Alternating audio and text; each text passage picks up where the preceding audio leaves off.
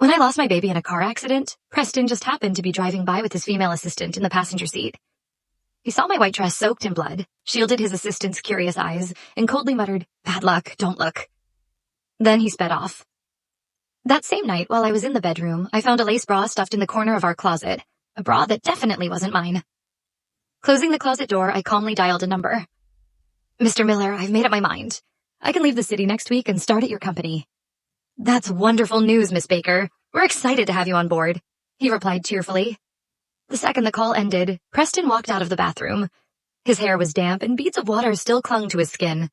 He used to take 5 minutes in the shower. Lately, he's been spending at least half an hour, always with his phone in hand. Who are you talking to?" he asked, not even looking up from his phone. "I was on the phone with Mr. Miller," I replied honestly. "Ah," he said, barely paying attention. As usual, he wasn't really listening, and for the first time, I didn't get mad or make a fuss. I just started drafting my resignation letter on my phone. When he reached for his water cup, likely expecting the calming tea I used to make for him every night, he paused, noticing it wasn't there. Finally, he spared me a glance.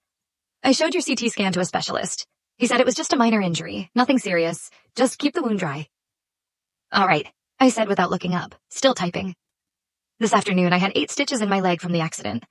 Worse still, I had just found out I was 4 weeks pregnant and already showing signs of miscarriage. The doctor apologized, saying that if I had been brought to the hospital sooner, the baby might have been saved. Seeing the blank expression on my face, Preston frowned and started walking over to check what I was doing. But just then, his phone buzzed. His lips curved into a smile, and without a second thought, he turned and disappeared into his study. Once he was out of sight, I opened up my secret social media account and scrolled through his feed. Sure enough, there was a new post visible to everyone but me. It was an apology letter. I shouldn't have let the cutest assistant in the world down. Promised her dinner after work, but work got in the way, and I made her wait a whole 10 minutes. Totally my fault. I'll do better from now on. Be a good boss. I liked the post, and in the same breath received a notification from Mr. Miller. The contract. I clicked the link and signed the document without hesitation. The next morning, Preston woke up early and brought back bagels and pastries from a well-known restaurant. Just as I was about to open the bag with chocolate croissants, he slapped my hand away. "You like peanut butter bagels, right? I got one just for you."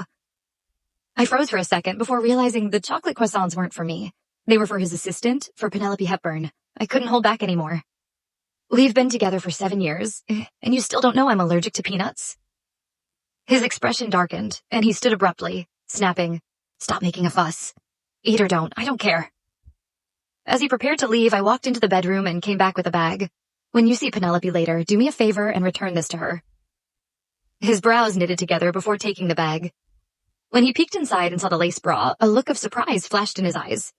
He opened his mouth like he was about to explain something, but when he saw my calm, indifferent face, he only said, "I'll tell her to stop being so careless." "Yeah," I replied with a quiet tone. Sensing my low mood, Preston offered, "I can give you a ride to work today." 7 years together, and not once had he driven me to work, no matter how bad the weather was. He always kept work and personal life separate. But Penelope? On her first day at work as his assistant, she was already getting chauffeured by my partner,